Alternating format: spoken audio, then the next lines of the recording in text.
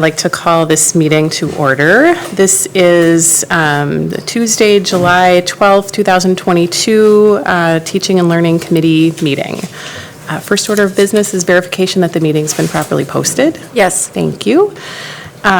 Second is request to approve the teaching and learning minutes from the June 7th committee meeting. So moved. Moved by Mrs. Kozlowski. Second. Second by Mr. Zenobia. Any discussion or questions about the minutes? Okay, all those in favor say aye. Aye. Aye. Opposed? 4-0. Mr. Como is excused today. All right. The second order of business is our opportunity for public comment. We have one speaker this evening. The speaker will be notified at 3 minutes, but allowed up to 5 minutes to complete their comments. We expect all speakers to honor our time limit, refrain from using any inappropriate language, and be respectful in their comments. Speakers who do not meet these expectations may be prohibited from speaking at future board or committee meetings. Speakers are here to address the board, not the audience. The school board and this committee does not endorse any comments made by members of the community. Tonight, we would like to remind our community members of the impact of their words on others and that our children are watching. We commit to communicating with you in respectful and productive ways and ask that you do the same. We also expect the audience will be respectful of the speaker and of the board and refrain from responding with verbal comments, cheers, applause, or other behavior that will detract from the meeting. Please note that no obstructions can be created between the board and the audience. Visual aids cannot be used, and the area behind the speaker and podium should be cleared during public comment. Also, in order to respect our speakers and meeting participants, please silence your cell phone.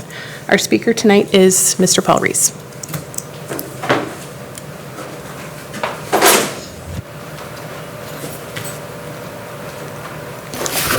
Good evening.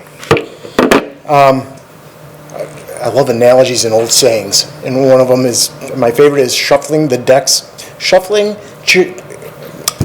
chairs on the decks of the Titanic. What Kelly just read about being respectful to the board and that would be great if it was the same applied to the books in our schools. If that same terminology was used for what we hand our kids, that would be fine. But if I sit here and use the language that is in our schools, in our libraries, I wouldn't be allowed to speak anymore. If I talk to you with the same type of terminology that's used in our books, I would be forbidden to speak here. I know that because I have been. The one-sidedness that's in our libraries, that the lack of anything dealing with Clarence Thomas or any conservative authors is inexcusable in this town. There is an uneven-handedness in what's being given to our kids and what they're exposed to. We talk about being able to bait things and have critical thought and thinking, but how about things like evolution versus creation? Do we talk about things like that? No, we'll get into real controversial things, but we won't talk about things like that are actually thought-provoking, and there is actually another side to that story than what's being taught in our schools. Also, I want to talk about human geography. We're coming back around to this again. It's going to be brought back up, and I would like to see this disappear. First off, I'm being forward. We're talking about using an AP course book in a regular classroom, in a standard classroom. Where have we been for 5 years or whatever this has been around? What have we used?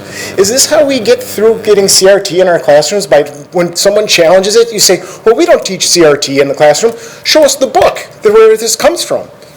But there is no book for human geography. There is no set curriculum. They're going to work on it this summer. Why are we spending $84,000 on something that should be gone? Then when I was listening to, I think it was Rachel Herman's speech, little video, she said that she already ordered the books for it, it sounded to me, is what I got out of it. And that we're talking about licensing for, I think the licensing part was $84,000. I don't know what the books were. But this isn't something that has been approved, and this isn't something that needs to stick around. I see no purpose of this class. We fought over having econ with this group, and they were all right with getting rid of that. They had no problems getting rid of econ. They saw nothing wrong with that. But they want this class, and why do they want this class so bad? I think it's because it is CRT, and I just want this gone. I don't want my daughter exposed to something that there isn't even a curriculum that's been set for this class. And so anyways, thanks. Thank you, Mr. Reese. All right, moving on to our first business item is the action to approve, the request to approve the School District of Waukesha educational standards. And I see Rachel Herman coming forward. Thank you.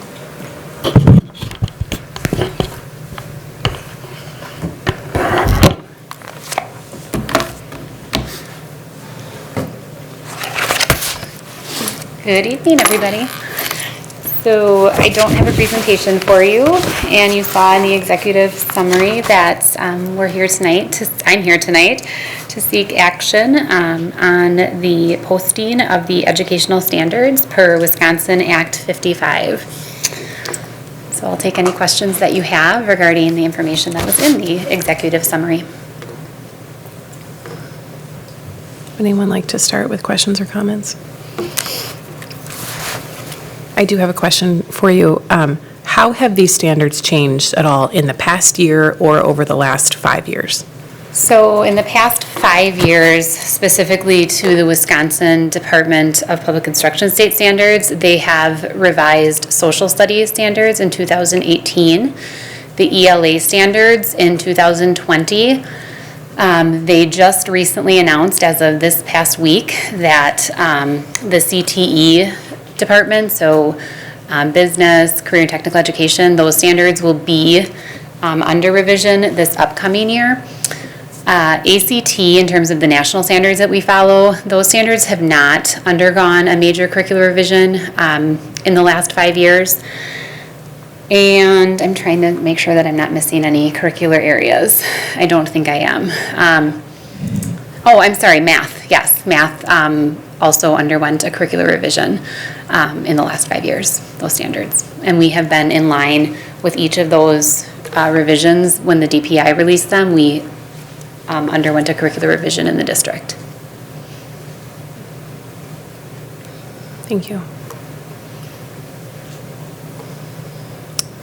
Okay, maybe a follow-up question.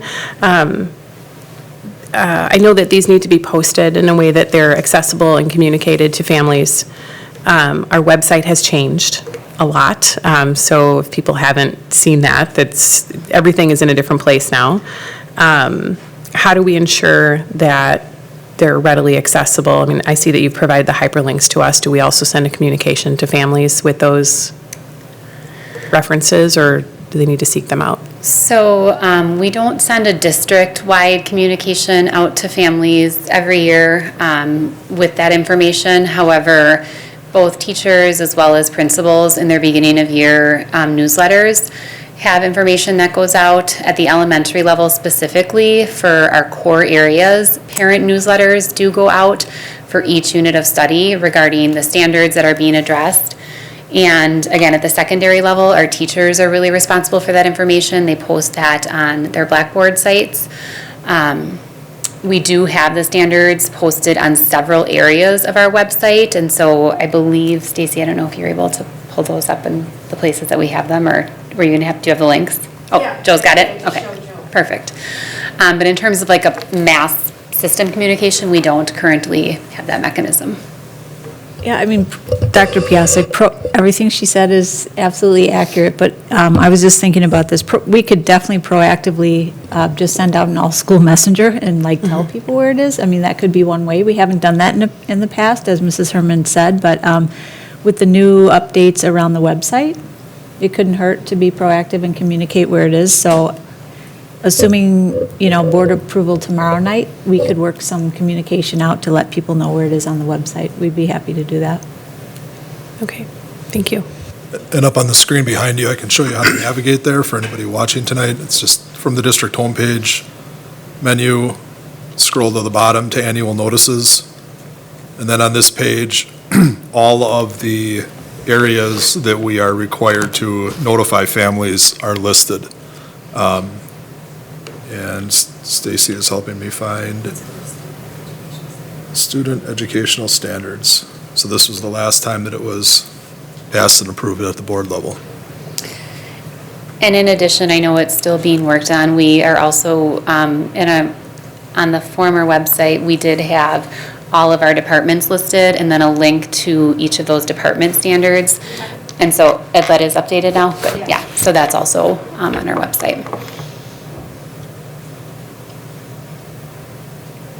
I know that this is pretty standard based on what kind of flows down from DPI. I mean, how we go about fulfilling that is a little bit more to our discretion, but, okay.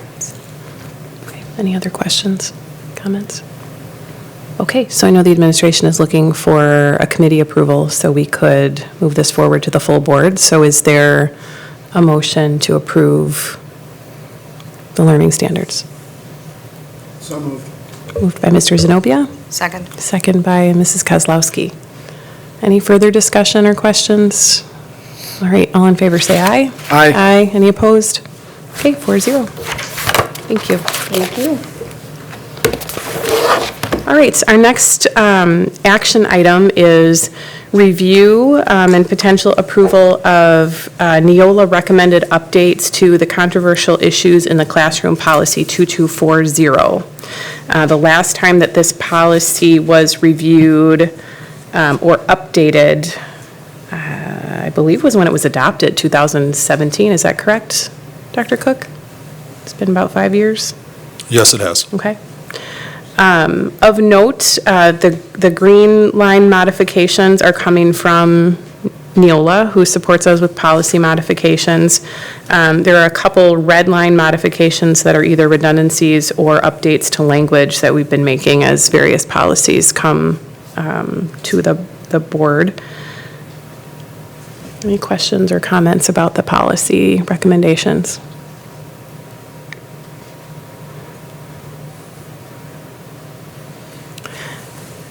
Mr. Zenobia. My, I guess, comment would be, I'm not sure how a few of these, how a few of the changes here really either enhance or further explain this policy. I guess the first would be the first paragraph where it goes on to explain, I guess, the rationale for the existence of the policy, which I think is already there.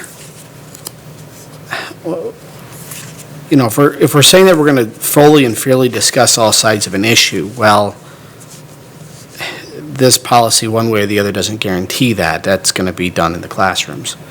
And so I'm not sure what the enhancement of this first paragraph is, and why they would include all this extra language to say the same thing, it appears to me. So I don't know, is there a rationale for why these sections are being added in the way they are? Being so wordy and... If I could maybe comment on that before maybe Dr. Cook has a comment. I did take a look at controversial issues in the classroom policies from a number of other districts, some that actually use Neola and some that don't. What I found were a handful of Neola-supported districts that have the exact same language that's actually being recommended to us. So my understanding is that this is an effort by Neola to do a review of policies that have come up to this point. To your point, Mr. Zenobia, I don't feel that the changes actually change substantive content of the policy. The item D that was added was simply a lifting of the sentence below that went up to that list. I don't have a problem with that. It's just a modification.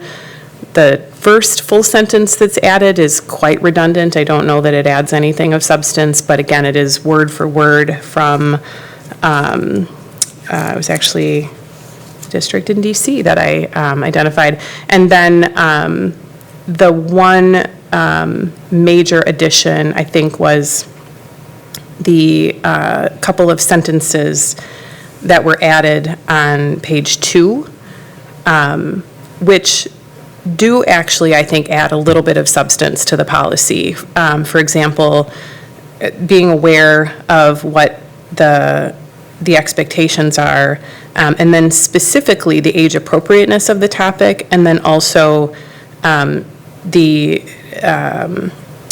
avoiding of employment issues discussion in the classroom. And I think those are good reminders of what we would expect to be happening. So I tend to agree with you, with the exception of that last section. But I don't feel like it really changes anything about how we go about this. I think the most important thing is maybe that administrative facilitation of, how to leverage it. But, it doesn't change things one way or the other, in my opinion. Right, the first edition just provides some clarification, I think, and it's based off of Neola's in about 1,400 districts, 1,500 districts nationwide. They represent about 40%, or they provide policies to 40 or 50% of the districts in Wisconsin. So they learn lessons over the course of the year, and when we went through this initial review, that in addition statement in the first paragraph is more to capture the questions and the sentiment that they received from the school districts that they're using. The idea at the end of it, how to appreciate the value of differing viewpoints. I think that we've strayed from that in the general discourse on topics, and we tend to shift to what is right or wrong based off of our own worldview. When you use this in the scope of the classroom, the open discussion that teachers can have with kids, or that the kids can have amongst each other on these topics, when you get in and observe it, it's very valuable and it's very meaningful. Social studies topics in literature and such. And I think this just goes to clarify that controversial topics in classrooms can provide that. It's more of a statement of philosophy than it is policy, but it does give some general guidance based off of what Neola's experiences have been across the country. And then, Dr. Piasek, to your point on the top of page 2, that does give us a little bit more guidance around what can and cannot be, or should and should not be discussed in the classroom environment, which is, district matters and things like that. Mm-hmm. Ms. Kozlowski. Thank you, Dr. Piasek. Part of my concern on this, I'm not a fan that there is an outside organization that is writing a policy specific to our district that is a blanket approach across multiple districts. We're a unique district. We're not similar to any other district. And I think we really need to be mindful that we control and navigate what our policies are. The piece to the top of page 2, I do like it, but the one piece that I think we're missing is really emphasizing balance. We want to make sure that our students are receiving a balanced education, especially when we're talking about controversial issues. And if I ask any student, I would like to say that our students shouldn't have a perspective on the educator, what side of a controversial issue they fall on, right? And that's really where the balance is.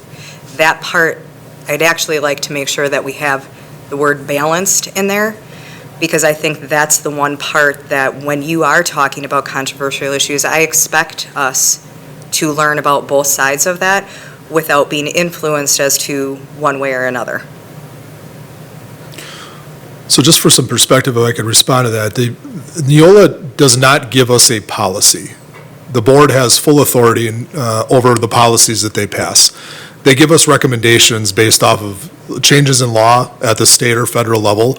Those policies are generally generated by law firms in the state of Wisconsin or the Neola attorneys who are working with the Office of Civil Rights, the Department of Ed at the national level. So they give us what that guidance and that recommendation is. We review these policies administratively to see what is in them, just as we would bring them forward to a committee, similar to any other presentation.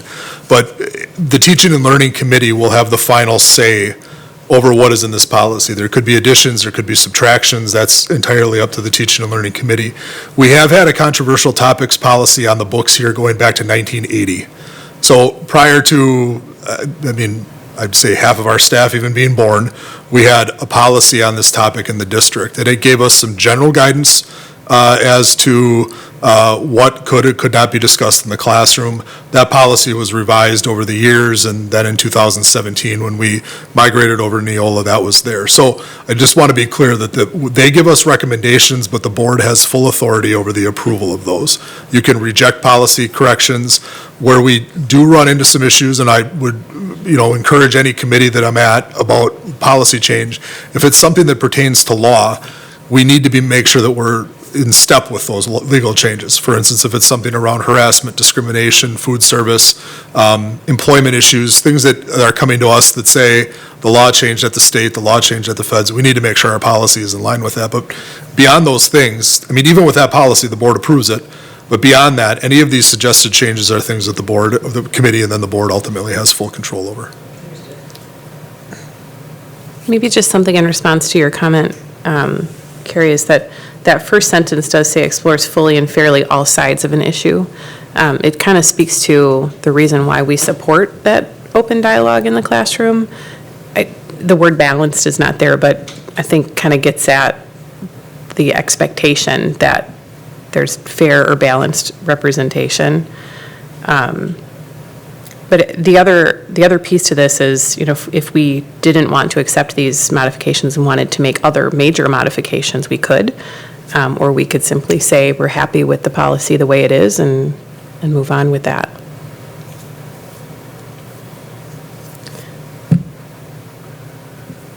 Mr. Zenobia.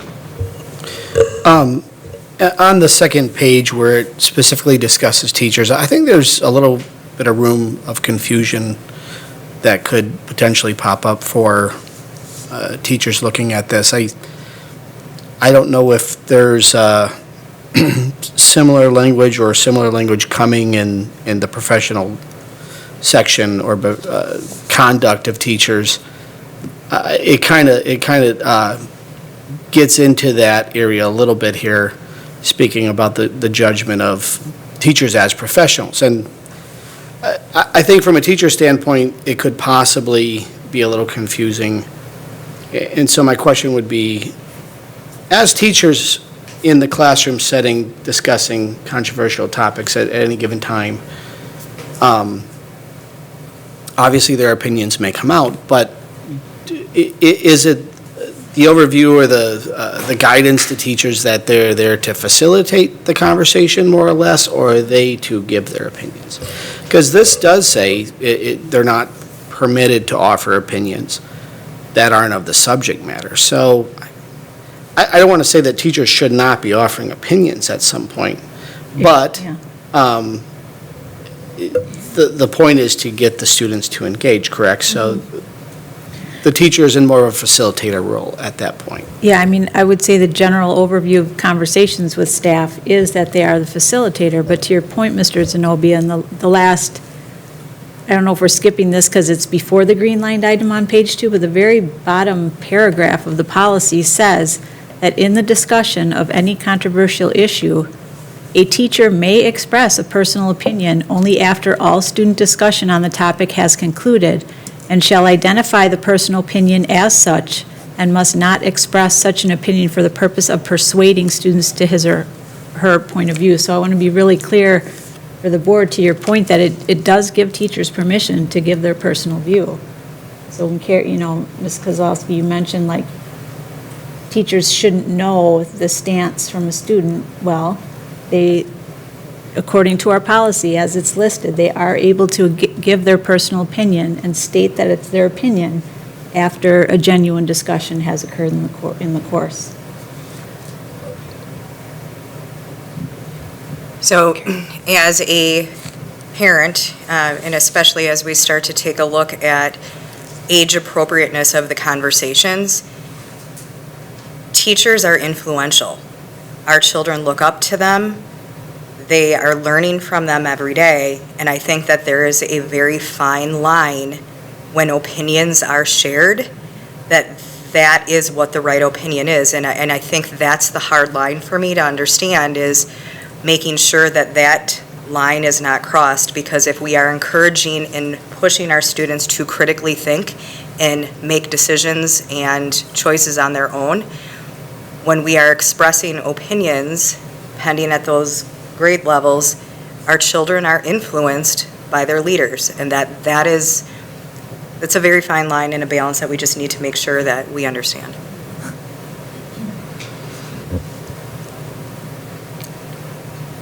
Anything else? Maybe in response to your last comment, Ms. Kozlowski, I do agree that there's significant influence to our children, to our students from the teachers. I think if we're going to support respectful dialogue, open inquiry, that kind of respect goes both ways. But I think this piece about age appropriateness is really important. Is the topic even appropriate for the subject matter?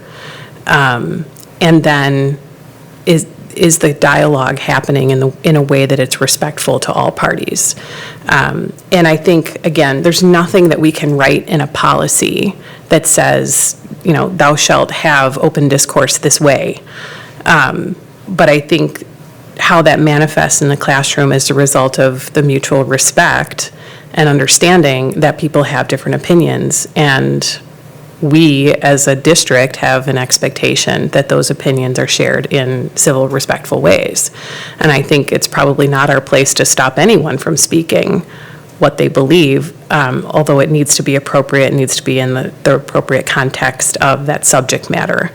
And that's the part that I think, in the very, very rare instances where some of these things come up, they come up when the topic is misplaced.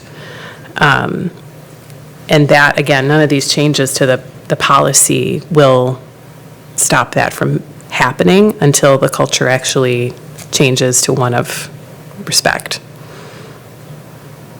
That's just my opinion about that.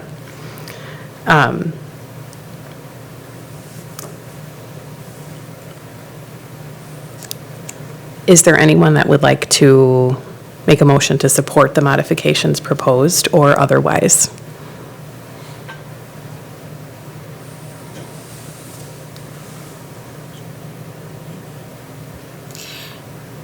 I would make a motion to leave the policy as is and not adopt the modifications as provided. Okay.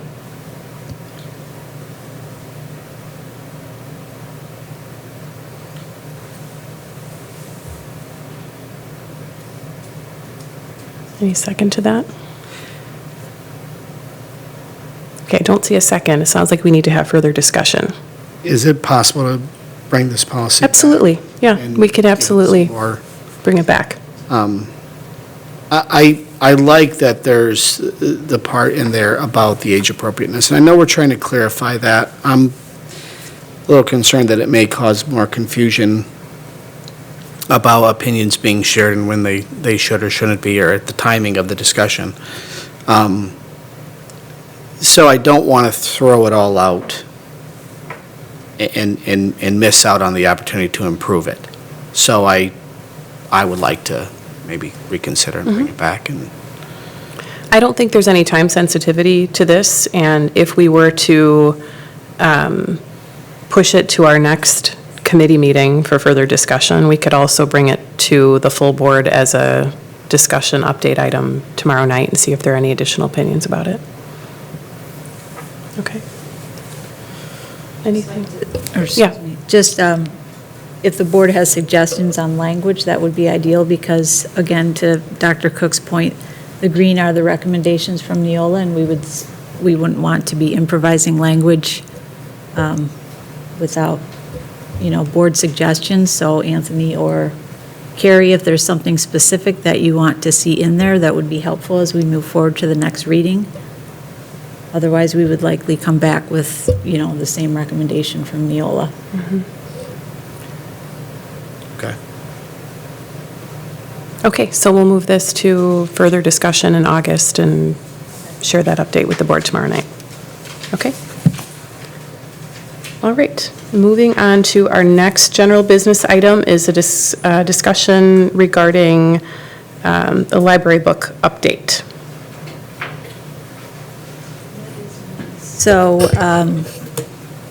as soon as I can share my slide deck, I will do that. And just to review the three kind of core areas that Mr. Zenobia requested, screen mirroring, to talk about this evening were the common school funds as related to the libraries. Not to be confused with the classroom libraries that we did the audit with at the secondary level. And the third was just processes for library notification. So as of tonight's meeting, there were 22 views on the voiceover. So for what that's worth, I don't know if it was someone here 22 times but maybe that was the reach. So nonetheless, 22 views on the update. Gave a general overview of common school funding. Some of the questions came up around expenditures and carryover and why carryover in the past 2 years. And I basically described that it has been because of supply chain issues. And you can see a lot of times that invoices of 2 or 3 times the amount that we were willing to purchase sometimes were not fulfilled, partially fulfilled, or not at all fulfilled. So that kind of explains to you why we had that substantial carryover that was different than in years past. Staying on the library theme, I will just go over some of our action steps that we continue to do in terms of notification.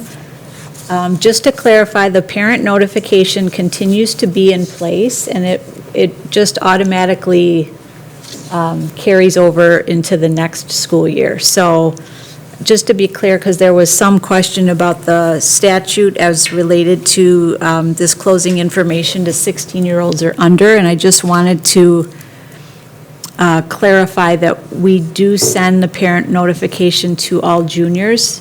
So seniors are the only people that, senior students are the ones that are not getting notified. But freshmen, sophomore, and all juniors will automatically get notified, again, unless a parent contacts us to say, please do not send me these notifications. So wanted to clarify that.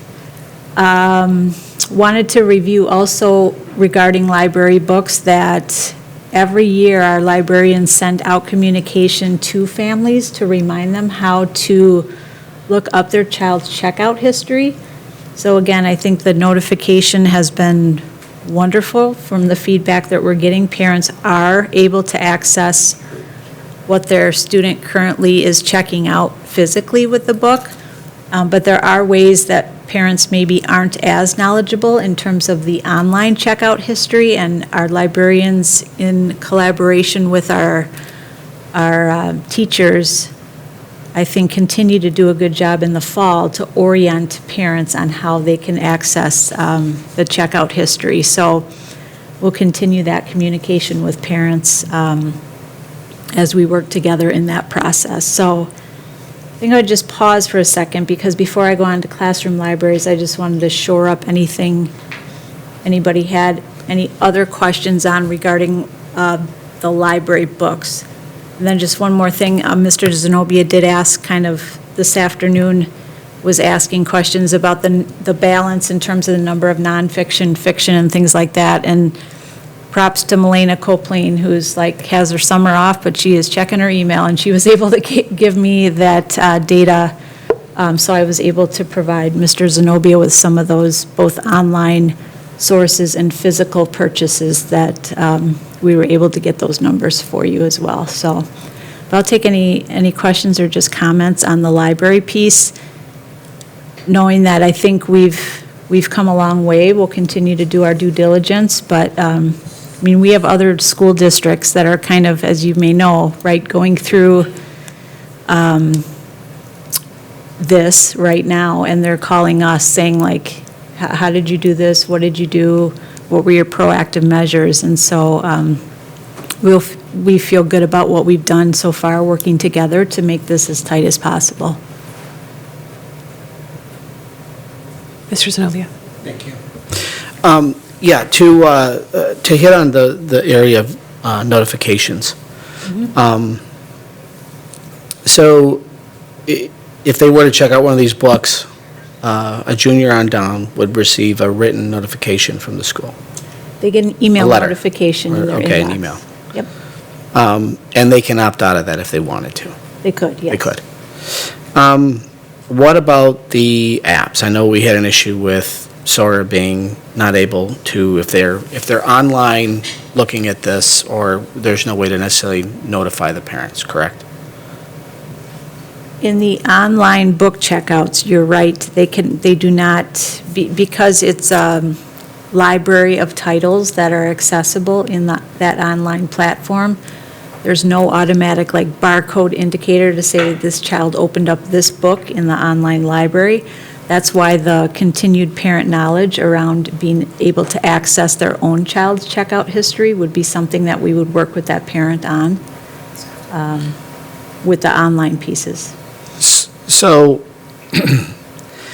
is there any way for us to know when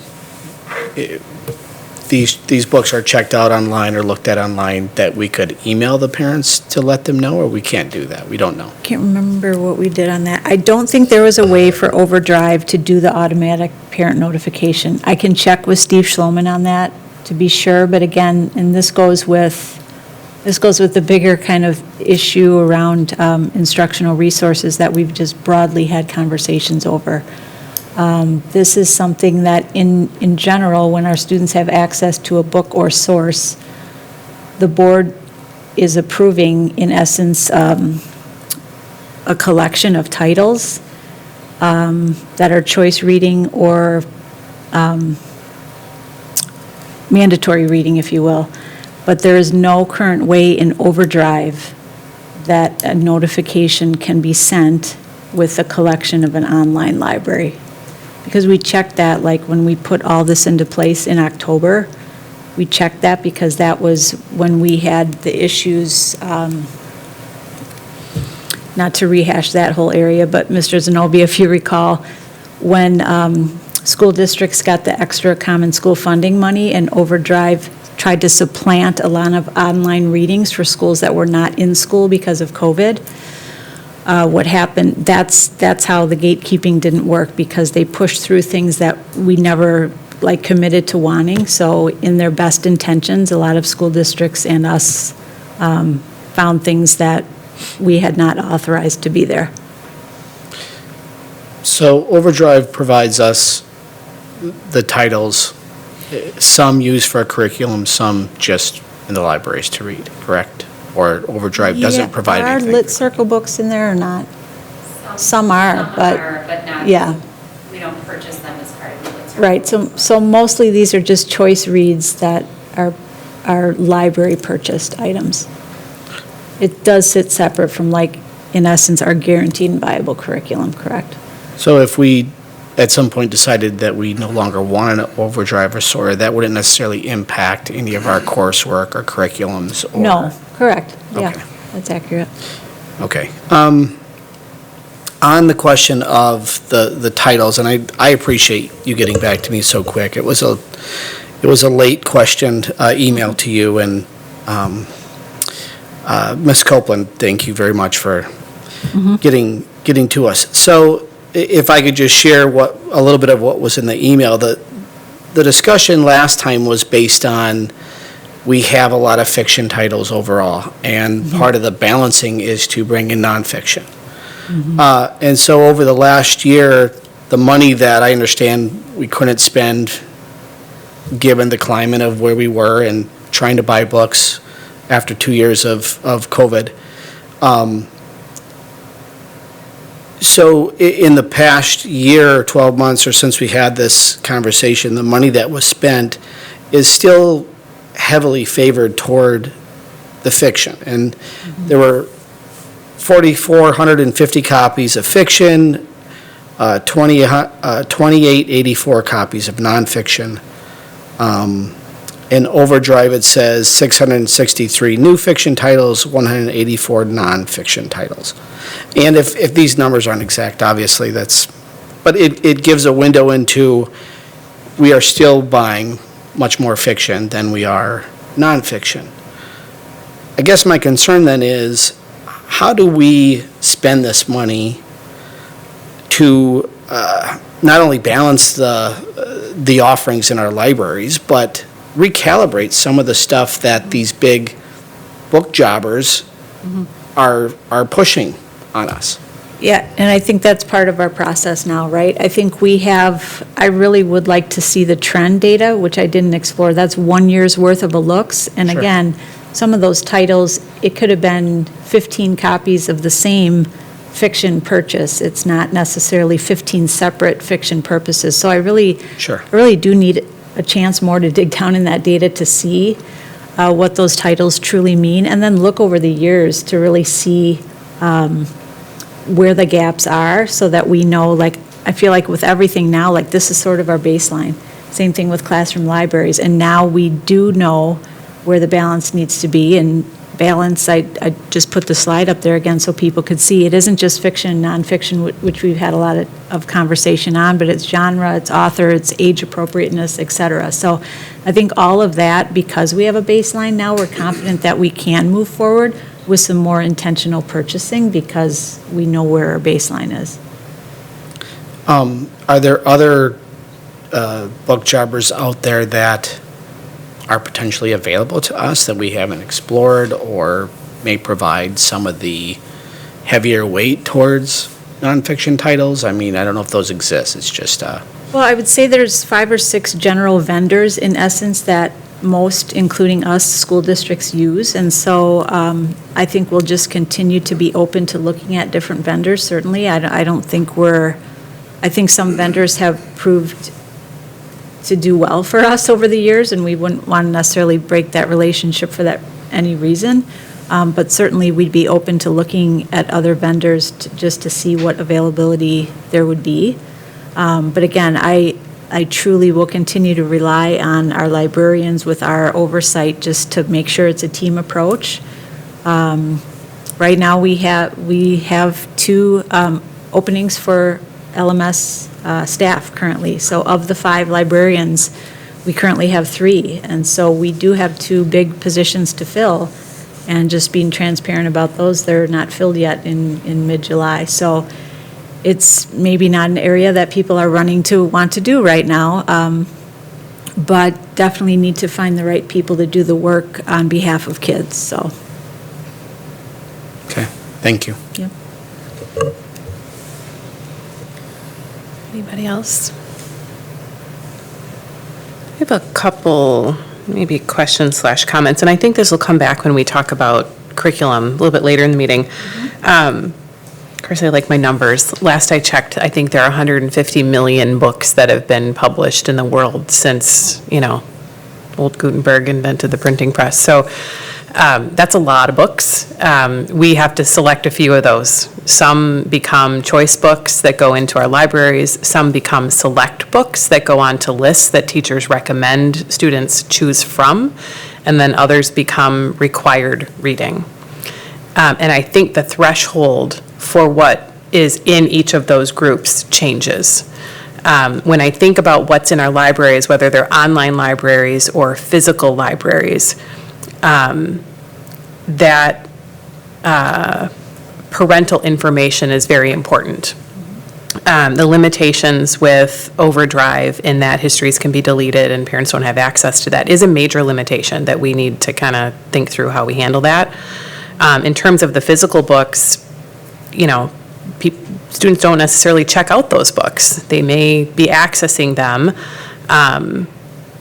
but I also kind of come back to age appropriateness, respect for different views and values, open opinions, but our job is to educate. And so I think that question of how do we ensure that required books, select books, which are those teacher-recommended lists to choose from, are adding academic value, that they're appropriate to the content, that they're age appropriate for what's being talked about in the classroom.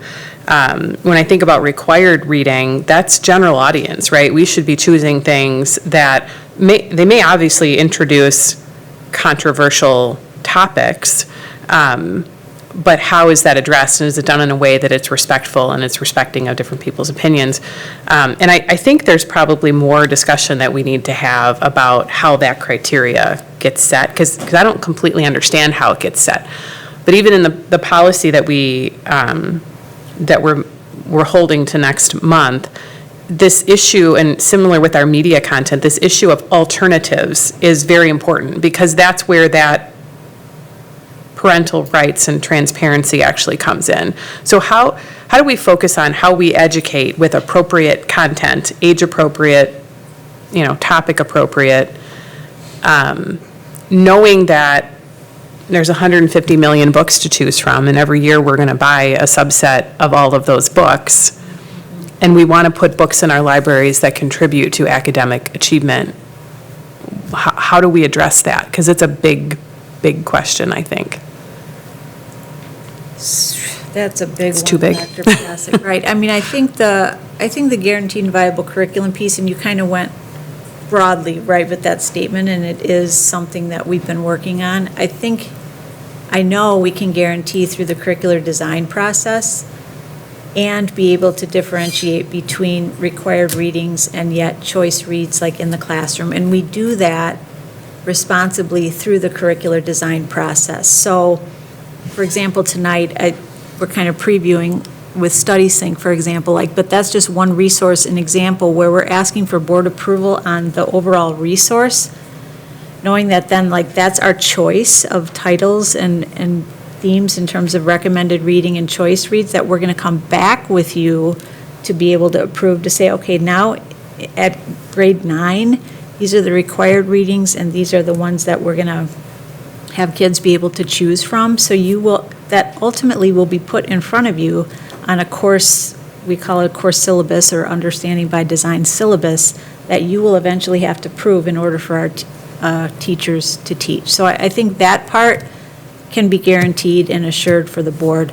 The library piece is a bigger conversation. And again, I think with the transparency around the audits, with the team approach and the recommendations, it'll take more than one person giving a voice as to how to maintain those libraries in a way that is inclusive of different aged readers, different interests of readers. And so that's another mountain to tackle. I don't have a quick and easy solution that I can say in terms of a system being in place.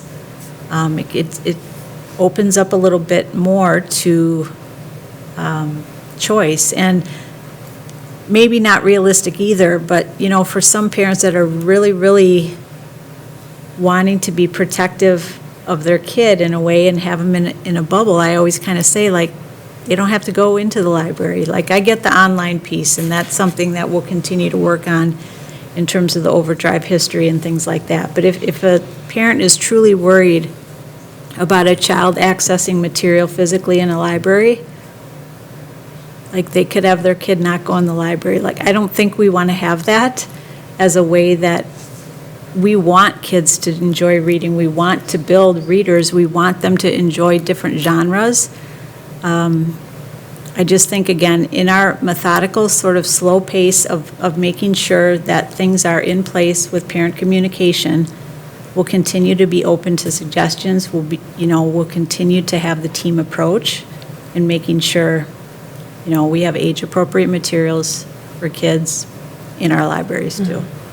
So it's an ongoing process. I feel like every year we could probably give an update in this area, and hopefully we'll get better every time we get the update, because we'll have some solutions that maybe we haven't thought of before. So it'll be, again, continued work in progress, but I think Waukesha and this board should be very proud of the progress that we've made so far. I do appreciate the work that you and your team, Rachel Herman included, have done to assess the age appropriateness of the materials and to make those adjustments accordingly. I understand that we're up against some state statutes that we have things in our possession in our libraries. I certainly don't think it's right that students shouldn't be going into the library. Right? That, to me, is not the answer. We need to be sure that the content in our libraries is really safe for everybody. And I think it comes back to how we're asking students to utilize those materials. And that's where, again, in these rare instances where things pop up, or when a book is assigned to an entire grade or an entire class, that maybe hasn't necessarily been appropriately vetted, but I do feel like we're going in the right direction with some of the consistency in curriculum, so that's a big improvement. And I know we're only on item 1, so we want to probably move to the classroom libraries piece. Yeah, so I just, unless anybody else has anything around the library or media centers, just the last piece then is around the classroom libraries. And just to reiterate that the secondary audit is complete. All teachers, if they haven't done that this spring, they will be asked and re-educated at Summer Institute to be able to post their spreadsheets by title to their class syllabus, which is also available on their Blackboard accounts and the class course accounts for parents to access as well. And then I think I included in your executive summary the memo that we sent out to secondary classroom teachers, but we will, again, resurrect that this fall with changes in staff, and we want to make sure the consistent communication is out there in terms of onboarding any other classroom library material into their classrooms. And I thought it was important to point out, as we continue to be guided by policy, that it does say that as a matter of practice in policy 2240, that it should be approved by the principal prior to use or purchase. So I think now principals are even more well-informed. As you know, we've onboarded classroom libraries through grants, whether it be WEF, sometimes United Way, other areas. They brought books from other districts as they come in, and so now we have a baseline again in a structured way that we have an inventory of what is currently there, and it would be much easier now in small increments to be able to add that to our accountability system. So we're heading to two elementaries this summer to do the same process, which is going to be about 4 times the amount of time, just because elementary books in classrooms obviously are a lot more than secondary. But again, kudos to Mrs. Herman and a lot of those secondary teacher teams to be able to get this accomplished in really a matter of 4 or 5 months for us. Maybe it's just a follow-up question. Has there been any change to the process in terms of approval when books are purchased? I noticed last night at FNF we approved some book purchases for a number of elementary schools. What is that process looking like? Remind me what that invoice was? I heard it, but. I can't recall the actual amount, but there were several thousand for library book purchases from a couple of our elementary schools. Oh, and again, okay, that's library purchase, that's not classroom library. So again, those purchases would have been approved through the library purchase system to go into those media centers in those elementary schools. So classroom purchases are handled how? Again, currently, classroom libraries can happen in a number of ways. They could get a grant from a certain area to come in, but at this point in time, and Rachel, correct me if I'm wrong, you can come up here if I'm saying something I shouldn't say. I don't want to overpromise something that's not happening. We now have a baseline in our secondary classrooms, and so from this point on, it is the teacher's responsibility first and foremost to update and upload the added books that enter into their classroom libraries. Again, should any manner or a book be controversial, we're guided by policy that it must be principal approved prior to entering into that classroom library. And again, we're going to be reviewing those expectations with both principals and classroom teachers during our August Summer Institute sessions before school begins. So it's just part of ongoing and continued professional development for them around the expectations. Okay, and maybe just one more clarifying question is, where will those classroom library lists be maintained? They're going to be maintained, again, on their Blackboard site, as well as being listed on their course syllabus, but we've mainly told them, make sure you post them on their Blackboard courses so parents can access. And again, it's the list by title. So when your child gets assigned the student, the teachers and the courses next year, it should be right there on their sites for them to access. Thank you. It is a lot of work, and I appreciate that process and organization. Any other questions? Sorry, I'm monopolizing a bit. Mr. Zenobia. Just one last comment, and I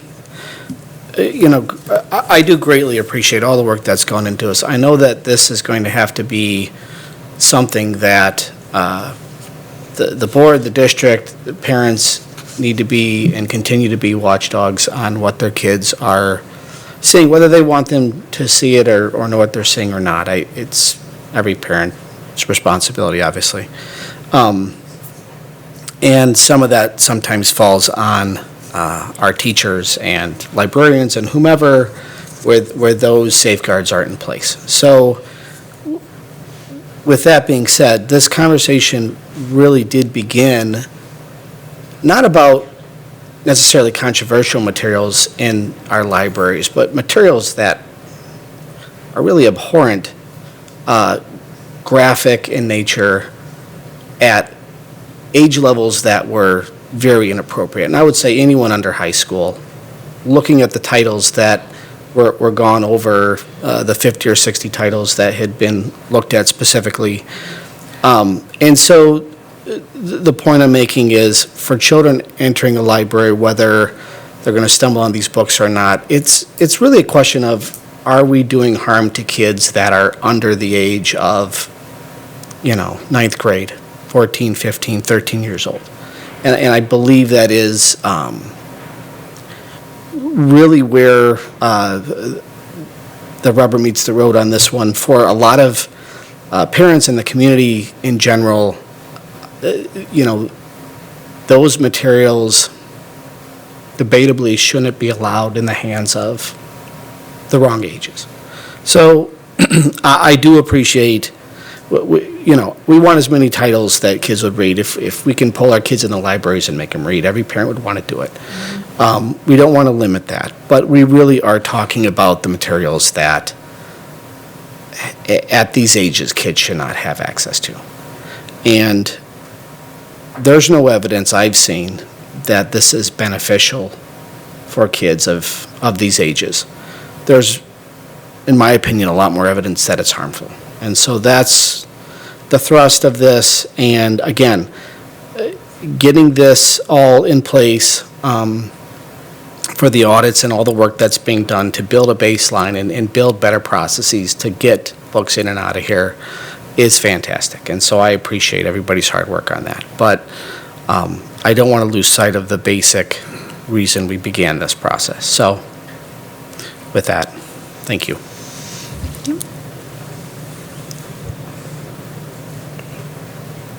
Any other questions or comments?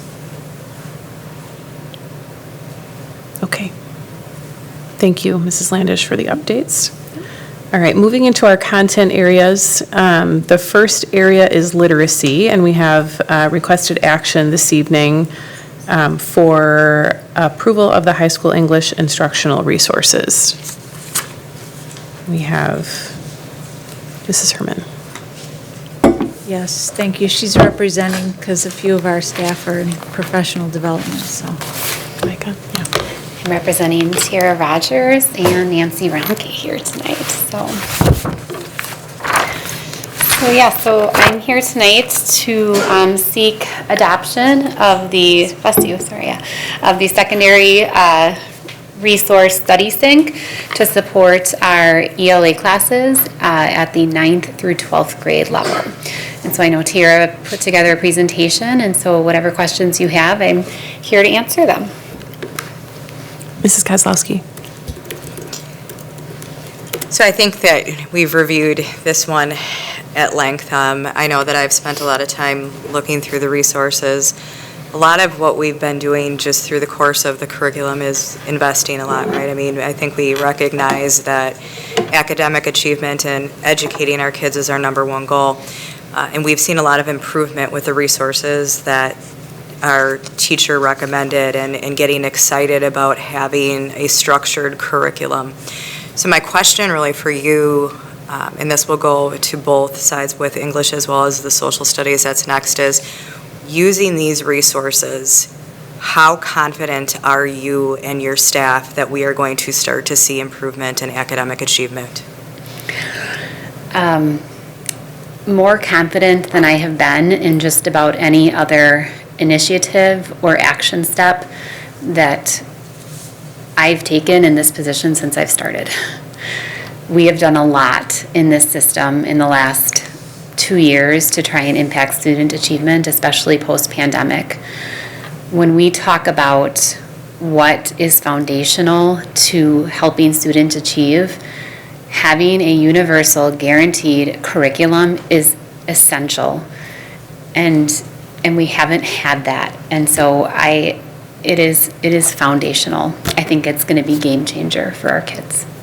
So, I mean, that's music, to our ears, right? I mean, as we think about it. So the next step that we've also talked with you about is measurement, right? The continued follow-up as to from the professional development to the implementation to the execution to the testing, the scores, and really making sure that we have a very strong pulse on what we're doing, because we're going to be looking, and that's what I'm going to want to start to see as we move forward.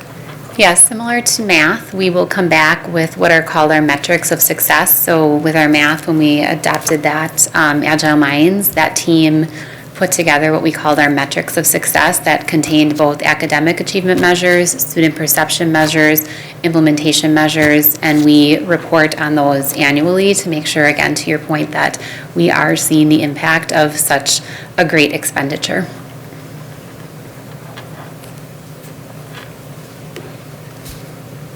Any other questions or comments? Mr. Zenobia? Something that I think we had discussed last time is we're still trying to figure out which books will be approved in the future. When will we know that? I guess part of the caveat in this is approving those things, and not just, letting them go by the wayside rather. When will we? What's the plan to make those decisions or bring that forward? Add to my comments, but I did speak with Tiara today on the phone, and not in August, but in as early as September, we will be bringing some drafts forward of those course syllabi. We didn't want to get too far ahead with the work and the teacher teams, not knowing if the board would act on the approval, so we didn't want to do, in essence, wasted work. But assuming the T&L board approves it this evening, it goes to the full board tomorrow approval. It'll put the plans in action. Dr. Ronke already has teams set up working on the work, so as early as September, you could see drafts of the course syllabi that would eventually, I'm thinking maybe by November, and just talking with Tiara about the timeline, we could have some concrete syllabus in place in November for teachers to start implementing, in essence, full force, like second semester at the high school level. And if I recall, there's 2 selections for the entire 4 years, or no? No, so each unit of study, I'm just going to project my screen here for a second.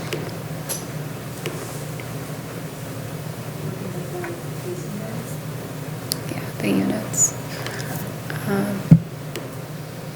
So with each unit of study, and so you can see in grade 9, for example, there's 6 units that compose the whole course. In each of those units, there's a thematic approach that you can take, and then there's a novel that corresponds with that thematic unit. And so they give you novel options. These novel options are what the team needs to decide which ones they're going to go with. Obviously, they're not going to do all 3 novels.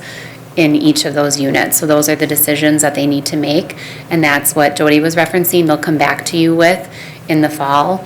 Just to reference, they will use board policy, the 2510, the adoption of a textbook, and then the administrative guidelines to guide that decision. So they have the criteria within that textbook adoption process, that list. We look at age appropriateness, maturity, relevance of the content, because when we say that something is going to be a whole class read, that is equivalent to a textbook, right? Everybody is experiencing that, and so we use that policy to guide our decisions around what books we choose.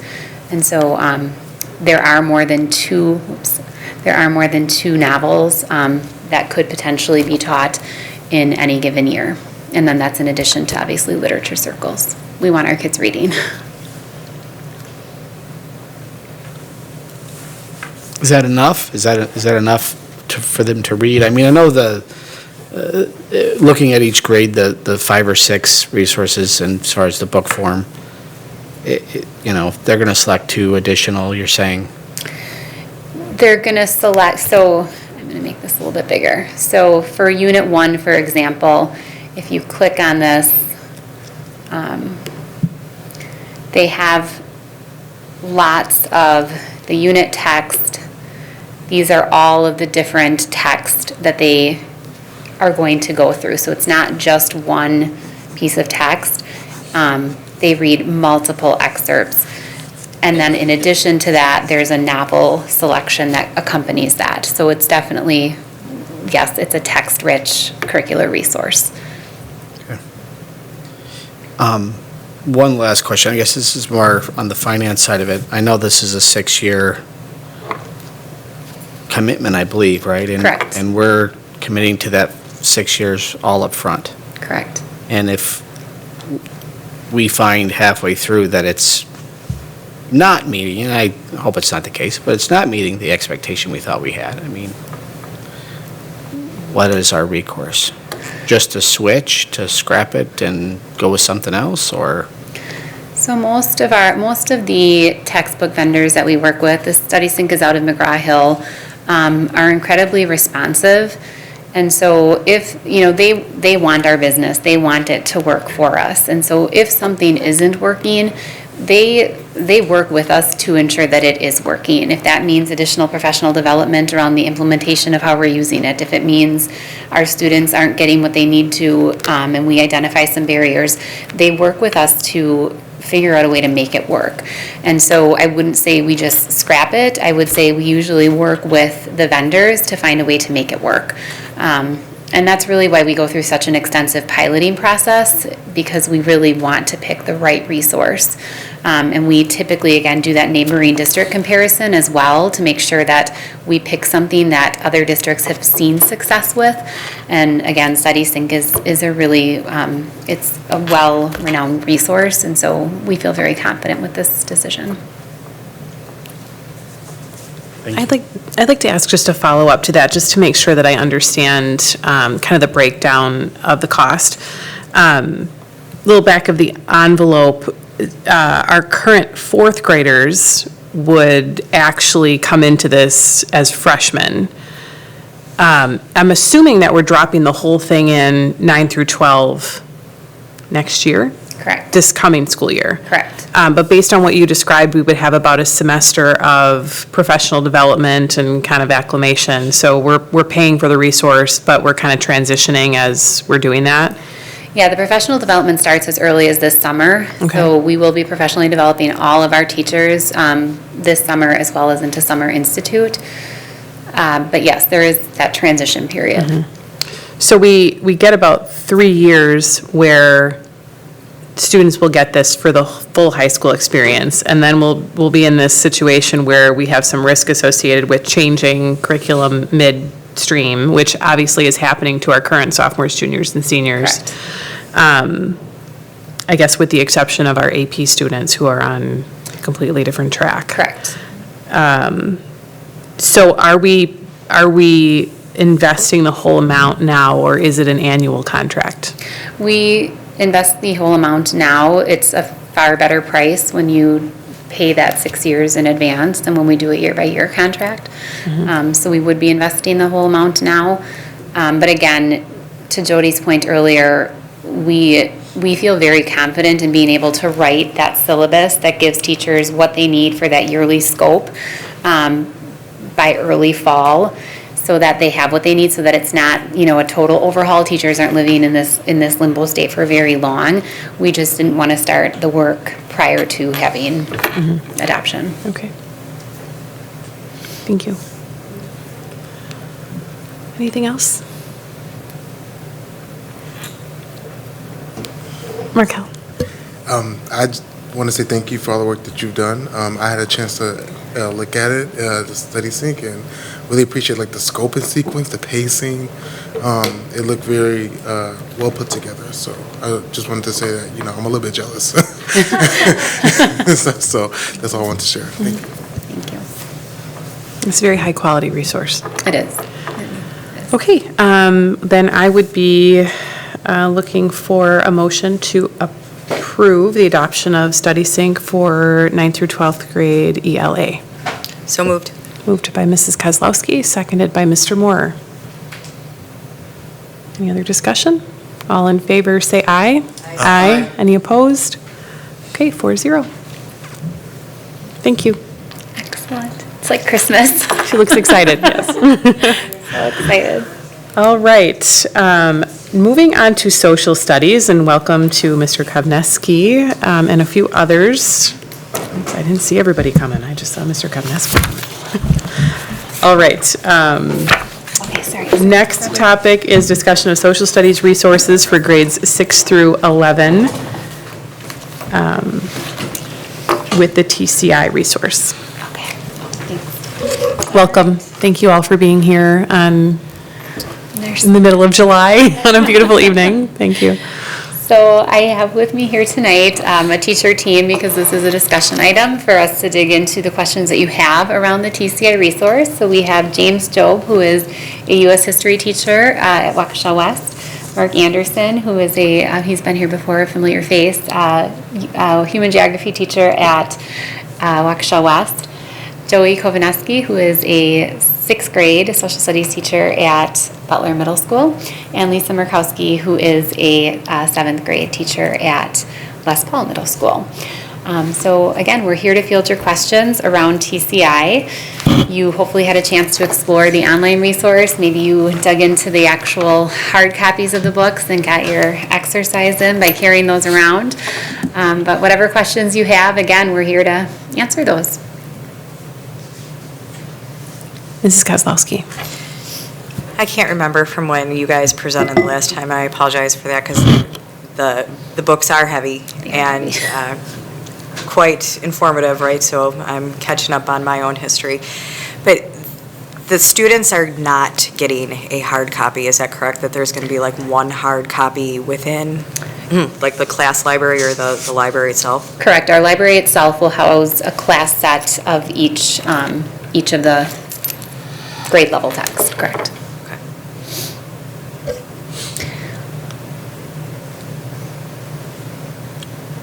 Anything else? Okay.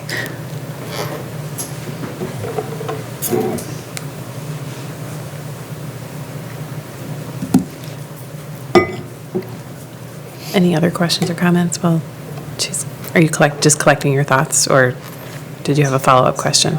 Okay. Maybe let me ask a clarifying question while you're doing that. As far as the implementation timeline, I still see 22-23 school year, but this is not up for approval tonight. It would come back in August. So what's that going to look like in terms of implementation? Yeah, so I attached Appendix C, which has our implementation plan. And as you can see, if you look at Appendix C, which I have to find in my own documents, we are going to be spending our Summer Institute, should this be approved, doing a lot of heavy lifting around this resource, getting specifically our first 2 units within each of the areas written and completed. Because TCI is such a fantastic resource and has all of the units of study, the essential questions, the assessments already embedded in it, again, the curricular work itself is done for us. It's really a matter of the teachers familiarizing themselves with the units of study, making sure that, again, it's probably different from some of what they have been doing, as most of our teachers have been curating their own curriculum. And so we have built in, as you can see on that Appendix C, the timeline that they're going to be meeting throughout the year to implement and monitor kind of the curricular process of building and, again, implementing the curriculum.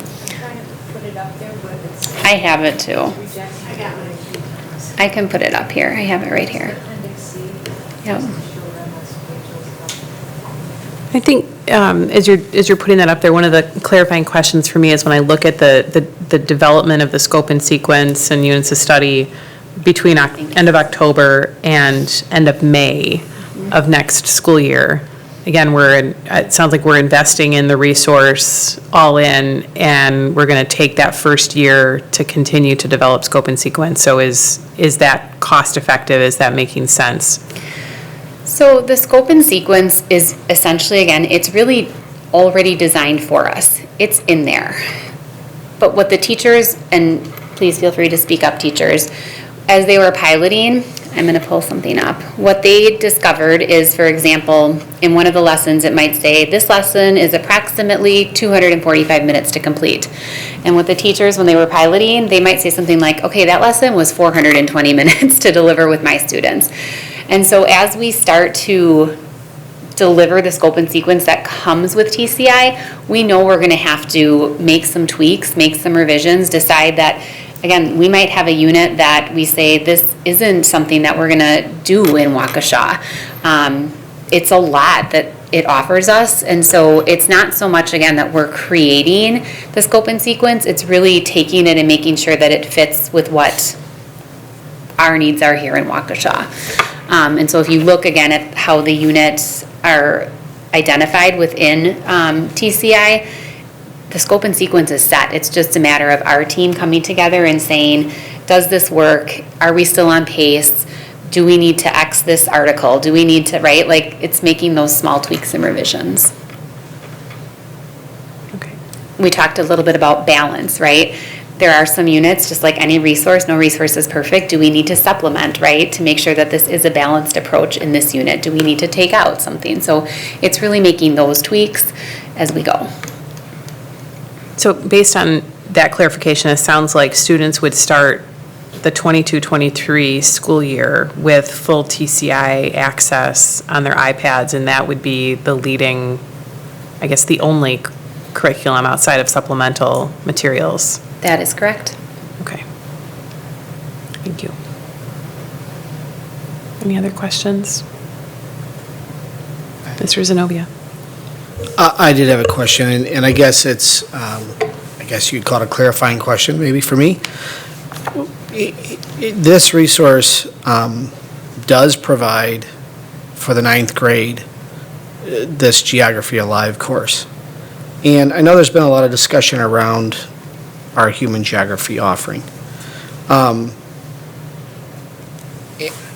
so in trying to get to a good curriculum across the board, which this we believe is, why wouldn't we use the 9th grade version of this geography text for our geography course and then keep the AP course as well?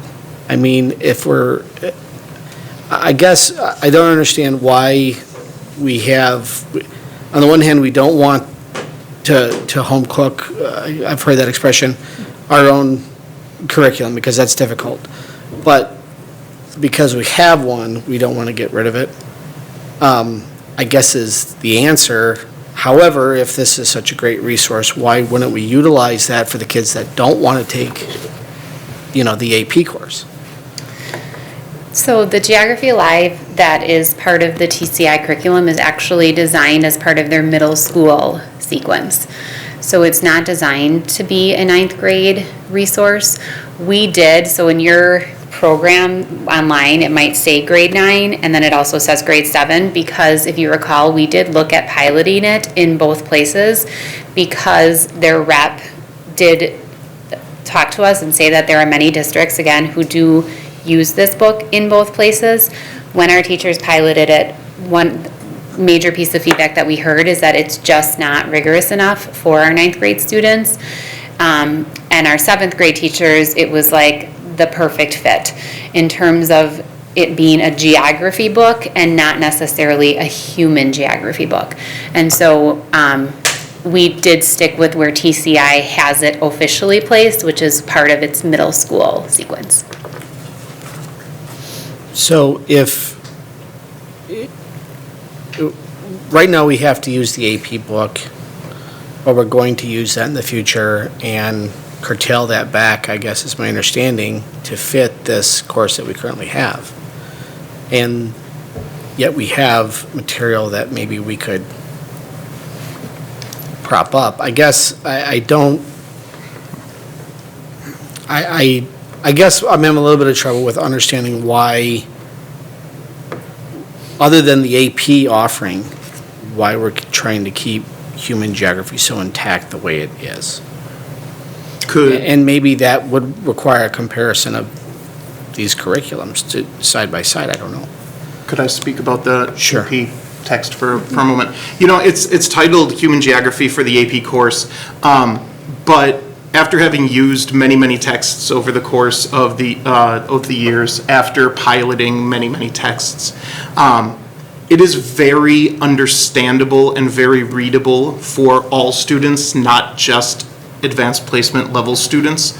The reason it's titled for the AP course in large part is because it goes in the order that the scope and sequence of an AP course is written. So like Unit 1 of the AP curriculum matches Chapter 1 of this book. But the material within the book is very understandable and accessible for all students. I don't think it's like an accident that this year, after using this book for the first time throughout the entirety of the year with my AP students, at West we had our highest AP passing rate ever with the 9th graders. And these are 9th graders who, their middle school experience was not the traditional middle school experience. They weren't coming necessarily with a traditional background in a lot of the sort of things that we're looking at. My students implemented this book, and I found I could cut back the amount of time I spent direct instructing on things because they were able to grasp things so well. It allowed for more supplementary material, more classroom discussion. It was a great book, not just because it had really high-level content, but because it was very understandable. And as I was going through and looking at the standards, it meets all of the Wisconsin geography standards, but it just puts them, again, in the sequence of the AP class. So, you know, you're right when you say we'd have to match the curriculums. I'm assuming there's units within there that we would pare down or that maybe would not be implemented. But as far as a rigorous text that's understandable and that can really improve student achievement, I do think that one's pretty good. And again, if I'm just using the 1 year worth of data that I have, my students would agree with that. Additionally, Mr. Anderson was one of the few teachers who, because he teaches regular and AP Human Geography, piloted the AP Human Geography text with his regular students when we made the decision to do this. And the regular students, again, there was not a, wait, this is the AP text? There was not this like huge shift in, I can't tackle this, I can't handle this. In fact, it's the opposite. When we set kids up with, again, rigorous text, complex discussion, they rise to that challenge. And so it was pretty exciting. I would agree. I would say that students having the same book, because it's not like AP students only hang out with other students in advanced placement classes, you know? Now they could sit down and they could talk about the same book, the same material with their friends. And I had students who said, oh yeah, we did that material in Unit 2. I see why you're doing it in Unit 4, but they could still have this similar discussion around it. I also teach the AVID elective classes at at school for the ninth graders last year, and watching students be able to help each other with material, both students who are in the traditional human geography course and the AP course working together on things to master material was pretty cool. So I definitely enjoyed them having those similar resources and experiences. Then just the final thing, in looking at what grades are being offered. So in grade 7, they'll have geography first, and then in grade 8, they'll have it again. Grade 8 is US history. Okay. So it's listed here twice by, I don't know where, it's grade 7, grade 9 for geography here. So once it's taught in 7, we wouldn't need the high school, correct, is what you're saying? correct. So 8 would be history. There's one other thing here. It does talk United States through industrialism, that's grade 8, and then it says United States through modern times. Does that fit somewhere in the current curriculum? Is that also grade 8? Or That is our current grade 8. Our current Okay. grade 8 is pre-colonialism through modern times, Okay, correct. because I'm just asking because it's not clear here if that's not being offered. On the in 9. TCI platform, on the pilot, yes, you're correct. It's, Okay. the labels are not as Okay. accurate, yeah. Thank you. I have a follow-up question on, I want to be clear, I'm not trying to poke holes necessarily in the human geography decisions, but I just want to clarify. Because TCI is an example, another really high-quality resource, and I think our students deserve high-quality resources. Those districts that we're looking at that have it, Pewaukee, New Berlin, Oconomowoc, Hamilton, Sussex, they are kind of outperforming us from a social studies perspective. What are they doing for ninth grade? Are they incorporating TCI? Are they doing something different? I mean, I know Sussex Hamilton is quite a bit different because they have the block model. But what, so we have some high-performing districts that we're striving to, provide the same kind of experience, outcomes.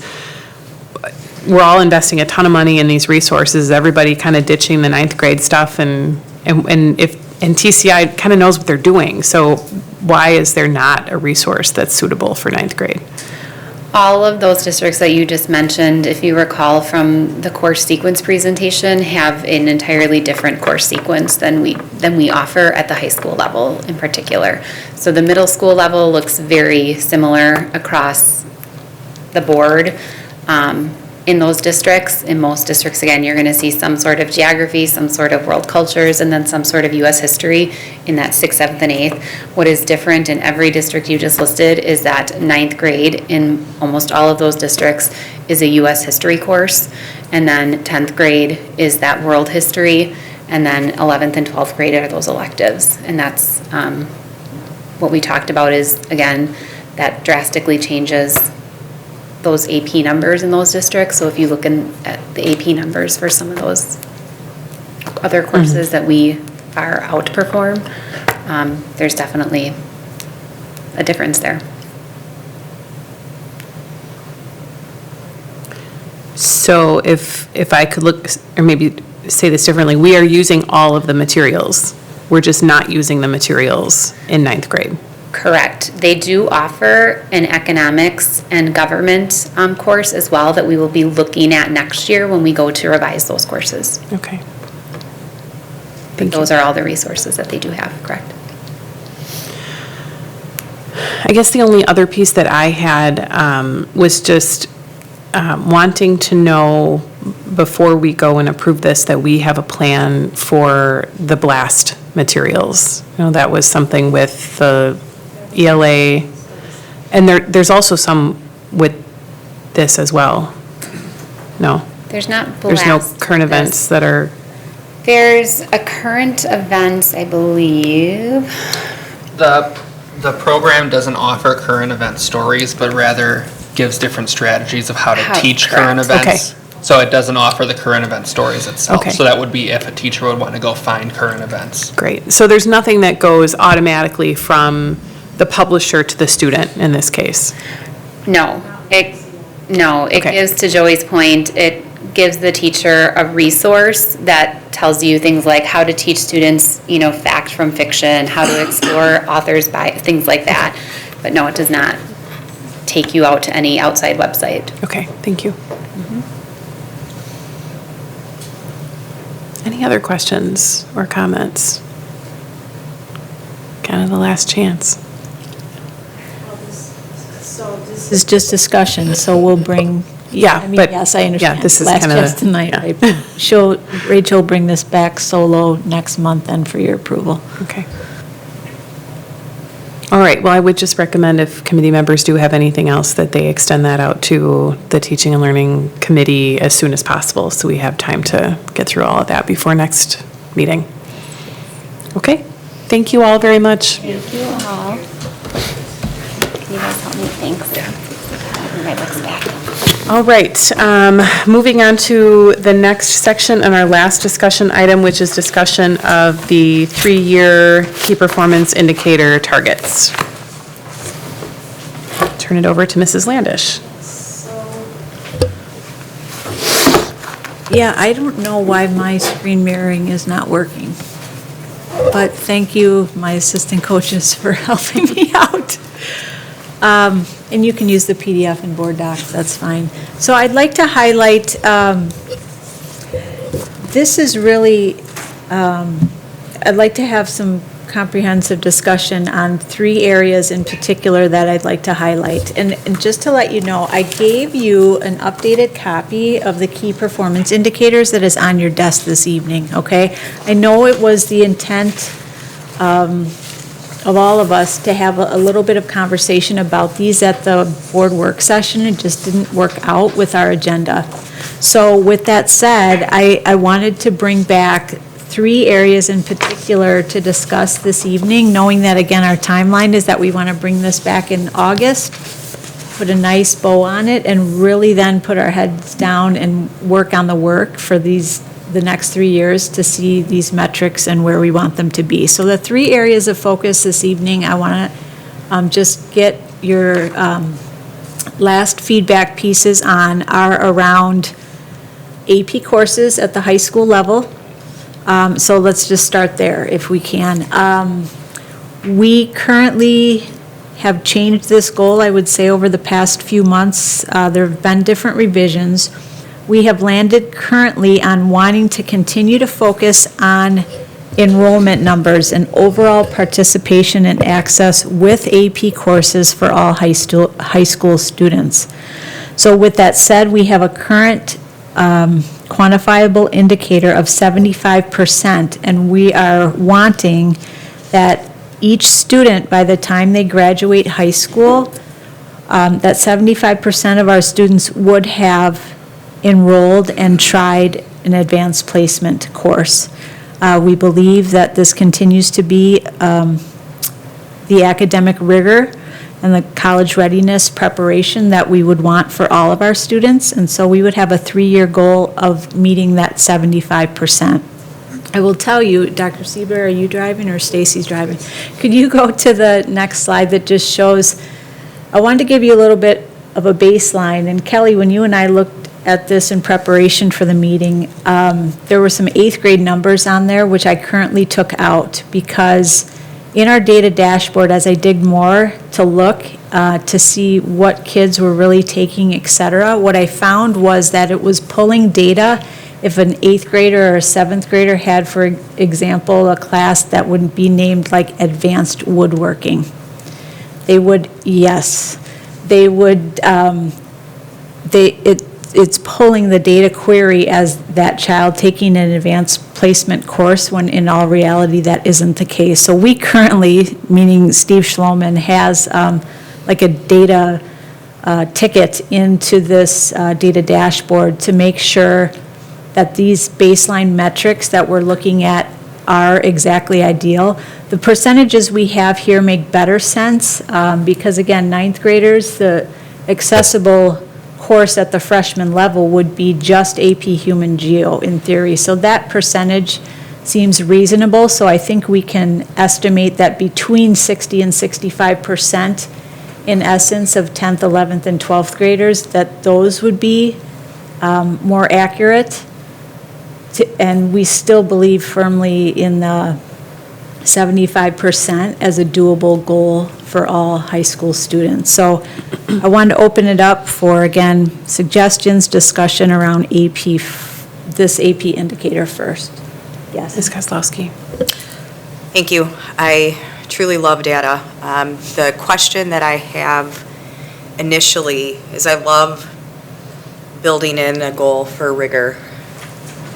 But we're at a point where 60% of our students are not proficient at all. And so trying to get to 75% of students to take an AP class, which is an advanced education model, when they're already so far behind, seems like a bit of a stretch. And so I'm just trying to wonder why we're using an AP assessment on having 75% of our students just take an AP class, and what benefit as a KPI is that giving us as a district, right? I'm far more concerned about how we are gaining traction on the foundational, fundamental academic achievement in core areas. Yeah, I think that's a fair question. I think that's for board discussion to decide. I appreciate the comment. I'll say just a couple things on that.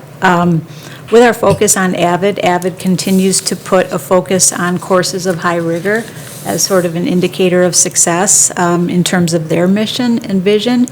And so as we continue to expand our numbers of just overall students involved in AVID, that will continue to be an indicator that is critical for school-wide success.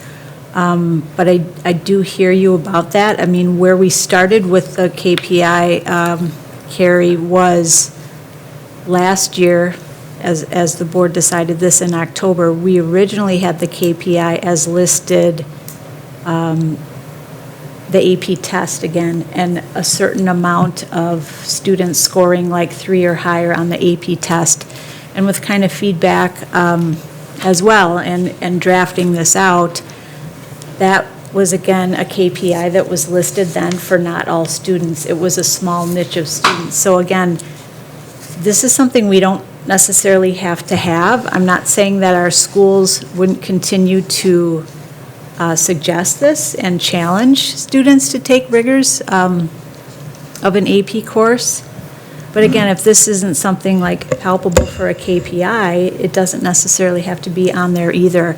If you look in the way we've sort of redefined the KPIs, we did try to put them in order now of like sort of district level, you know, expectation. If you look at your hard copy, I mean, we're still talking about wanting to be competing on the district report card, right, for all schools. So these are like, the first two talk about the all level or all school expectations. The next three go into what is just high school specific, right? So we're still focusing on GPA at the high school level. We currently have AP, and we always have had ACT. There hasn't been really any debate around that. Then if you go into the percent proficient or advanced, that does focus on grades 3 through 8. The third grade proficiency is a newer indicator that was suggested. We feel good about having that early literacy indicator there. And then the bilingualism through the access testing can be measured at all levels as well, but again, not for all students. So that's kind of the progression of where we currently have sort of the quantifiable components laid out. But this is exactly what we needed to kind of go over and discuss around feedback tonight, so. And maybe I could just add to that point, unless you had some. If we're going to just stay. I mean, we can, yeah. Can you stay on the AP one for a second? Yeah. Sure. And I've expressed this to Mrs. Landish as well. I don't, I actually appreciate that we want to drive or encourage students to take challenging classes. I think that's important. I also want to be really cognizant of the fact that we've got increased mental health challenges, we've got a lot of demands on our kids, we've got, I mean, the AVID program is growing, which is by definition, if that's encouraging Right. that AP rigor, that's a good thing. I don't know that we know that more is necessarily better in this case, right? We want kids to be encouraged to go toward the trades. We want them to be encouraged to go toward college if that's what they choose. I'm much more enthusiastic about the dual credit enrollment and the industry credential KPI on the student engagement side. And I think they balance each other, because when we look at the GPA component, which is good, we look at the third grade proficiencies, which is really important because we know means that kids are on the right track, and, we might not like the numbers, but then the targets are higher than where we're at, so that's important. I'm not convinced that more AP is necessarily the thing that we're going to look at our dashboard and say, hey, this is great, we've got more kids in AP classes, but what does that mean at the end of the day? Are they going to do well in their careers? Are they pursuing the path that works for them? And I think that we kind of want to leave that also to our guidance counselors and parents and stuff to talk about, how can you challenge yourself, but not necessarily to drive a metric on behalf of the district. I just don't know what that gets us, but, and we have a lot, actually, of T&L KPIs, and I think if we hit the other 7 of these, all boats are going in the right direction, right? But that's, again, just my opinion. And this is discussion, we're not here to. Right, but yes, and I would say, if the consensus from this group is leaning towards, not having that, again, just to reiterate, not saying we wouldn't focus on it, right, but in terms of a quantifiable metric, if the suggestion from this team would be that we just eliminate that one, then we would do that. And in our next draft in August, just show that we have made that revision to eliminate that at this time, so. I think it says a lot that 2/3 of our graduating seniors have taken an AP class already. I can't wrap my head around, how pushing that number up by 10% is going to be the game changer that we're looking for.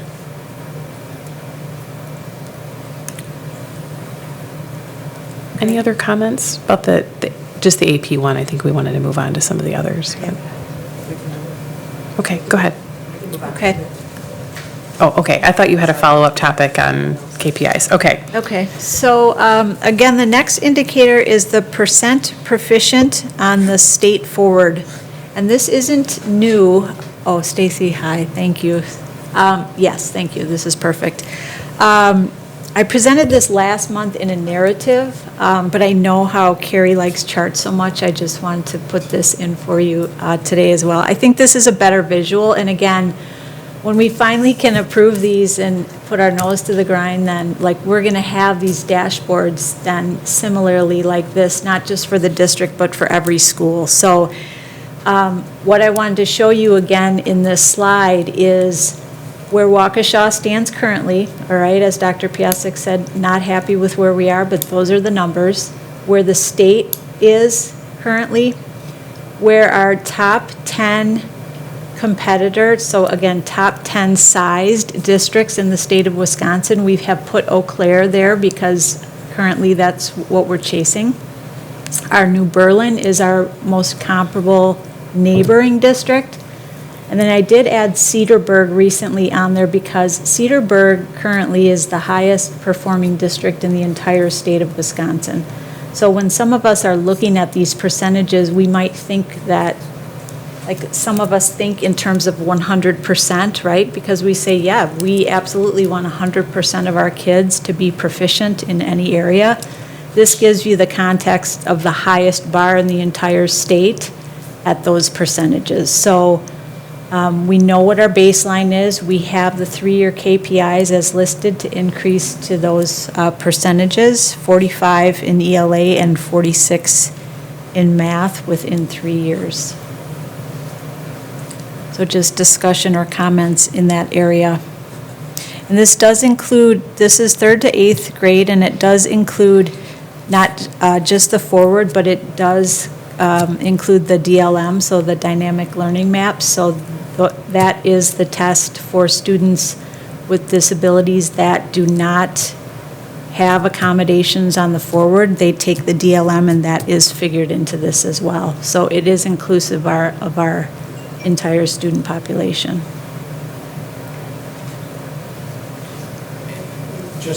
Just to clarify that, if I may, so it's inclusive beginning at the third grade or Yes. for that? Third through eighth grade. Okay. I guess one area that and maybe it's built in here, but when kids come into school at, kindergarten, first grade, and they begin to read, how are we tracking that so that when we're actually testing at the third grade, and then we find out how many can or can't, shouldn't we have some measurement or goal on making sure that as many kids at that level are learning to read, from the get-go, from the moment they come in the door? I understand that we may not be able to have that data and testing until the third grade, but We have it. We have it. We use PALS currently as like our early literacy assessment, but we just don't have it listed as a KPI. So again, yes, absolutely, right, when they come in, there are both local assessments still that are given in a standardized way at those early levels. We just decided to focus currently, again, the KPI just at the third grade level. And I understand that we know internally what it is. I guess my point was, why not have it a KPI? At some level of saying, okay, there is this many that are proficient at this age, first grade, second grade. Wouldn't that give us an indication going into the third grade of this other data of what we could expect? I mean, we're probably seeing that already, but it's not. Yeah, again, those systems are in place for our teachers, our elementary teachers, and our teams and our elementary principals. I mean, they are looking at that data as part of their regular data delves. So at any point in time, we could have Summit View come and report, right, and get that data for you very easily. That's just part of their annual data. Again, we just Right. didn't have like every level having a KPI at like every grade level, I guess. It hasn't come up. I guess my overall point is, if we're going to put resources in any direction, why wouldn't we try to focus more here and maybe just in understanding of what it takes to get kids proficient earlier so that they do better? And by extension, will take AP courses more in the future if they are well ahead of the game. And I understand the points made about the AP. And I don't know how much of a resource that will require to go up that 10 percentage points if that were the goal. But I think a greater need is at the level of young children not learning to read early enough to advance appropriately throughout their time here. I think that is, in my opinion, one of our biggest challenges is to get children reading sooner and proficient quicker. What else do they do in those grades? Reading and math, right? But if that were the focus, and we as a board said this was important, let's try to up these numbers, I think we would see improvements across the board in the future. And this isn't a 1 year or 2 year thing. It's going to be several years before we see any improvements. I think that's why, appreciate the feedback, and I have the same interest in the early literacy ages. My thought is that this is the first time that our district will have the third grade proficiency indicator. And so you and we all will be able to very transparently every year see by school which schools are making that mark and which are not.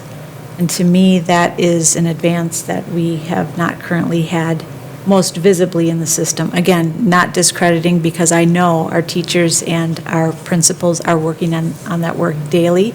However, this will be the most public-facing accountability that this system has shown and seen. So that's why we are liking the third grade ELA indicator. Okay. Thank you. Ms. Kozlowski. I just want to follow up on Mr. Zenobia's thing. You know, I take a look at, in just a short amount of time, some of the curriculum that we've approved, right, especially at the elementary level. I look at what we approved last month for the reading, writing, that is, and I believe that is starting at first grade, right, first through fifth? Yeah. Yes. Right? And phonics was. The phonics, the 2 piece years to this, also. Yep. which starts at that, which I think is going to be a very strong indicator as us starting to move this forward. I mean, I personally really excited to see the excitement from the teachers and having a unified, structured curriculum at the younger age, hitting us on phonics, writing, and the reading. Right. But to that point, even the 10-point jump is 3 years too long? You know, I don't know. Yeah. I don't know what the timeline is for us to say, if we're giving the students and the staff the tools that should help us, can we see the results sooner? Yeah. I just look around the table at my colleagues, because Dr. Siebert, Dr. Cook, and I had this very conversation at Cabinet this morning. How fast can we expect, you know, with the rapid movement of our curricular design processes? We are onboarding a guaranteed and viable curriculum very fast. How fast can be that student achievement, turning it around? There's a lot of variables that come into play with that, but I don't know, putting you on the spot, you want to? I think that there are multiple variables that go into how quickly you could see it, and it's something that does need to come over time. To see a 10-point increase, I think the thing that's important to understand when you look at those numbers up there, the 37.4% when I look at the math, or the 35.3% when I look at the literacy, right? Remember, that's the average across the entire district. And I think that we need to be very intentional about how we allocate resources, not simply based off of this number. Yes, the board approved the writing curriculum, and the board has approved, you know, many resources for us. But those are going to be the universal resources, and that's going to get us a level playing field by which interventionists, special education teachers can begin to plan proactively for the students that they serve. But again, that's going to be the universal piece. We have to see how our intervention model ties to that, so that when you know, if we have a school that's got 70%, is a Cedarburg type school from a performance standpoint, 70% of their kids are proficient and advanced on the test. We have another school that's 10%. And that is the dynamic in some of our, so you're averaging then, what, 30%, 35%, whatever it is, the difference. We need to be very mindful of that, so that the KPI, yes, can help us move forward as a school district, but beyond that, to Mr. Zenobia's point, like, is there anything we can do in K4 and K5? The measurements that we're going to have in literacy at those levels at the beginning of the year in particular is going to be readiness. And there's going to be a huge discrepancy in the readiness that we have for students, and it's going to be the catch-up that we have after that. Is 10 points possible in a 3-year period of time? Maybe, but the annual progress that we would hope to see, you're hoping to grow 2%, 3% over the course of a year. If you look at our historic data on the former WKCE, the current forward exam, and the ACT, we've stayed consistent for a decade or better on the proficient and advanced scores on the math, the literacy, and the ACT. The only change that we saw, a substantial change, is we went from, it was in the ACT, the everybody take the test, to, the college-bound kids would take the test, which is about 60% of our students, to everybody takes the test. And it was a 2-point decline. And then in the WKCE, the shift from WKCE, we had a year of Badger, we had a year of nothing, and then we have the forward exam. The shift was about 2 points down. So how we go about moving that forward is going to be something that Jody mentioned it this morning. It's going to be very important for us. Is we implemented this going into the 22-23 school year. As a result of that, we need to look at that over a 2-year period of time. What we may come to you and say, we need an intervention layer in this, and the board then approves an intervention layer. We need to be very intentional as to, we implemented that 23-24. What impact is that having on us? And understand who we need to intervene with. And I think that having the universal resource is going to give us the best platform to make those intervention decisions, because you know what your baseline is. You know what your baseline level of instruction is. It's not what was pulled together by a teacher, which could be different classroom to classroom. It is going to be foundation and then the support based on top of it. So 10 points is possible, but I think the annual growth that we'd be looking for, if we can celebrate that 1%, 2%, 3% a year, that's the commitment then that we're making over time. And at some point, when you're looking at the highest performing district in the state on the state report cards, you're seeing essentially what could be the peak. You're seeing what's going to be the upper limit of your growth. And I think that that's a practical number for us to shoot for. Thank you. Thanks, Joe, for filling that in. I really like the point of the resource allocation piece too, because we've talked a lot about that, and we've already started to make intentional decisions around resource allocation based on academic need, especially with our instructional coaches. So we know it's not the same across all schools, and so we want to provide the support to the schools that need it the most.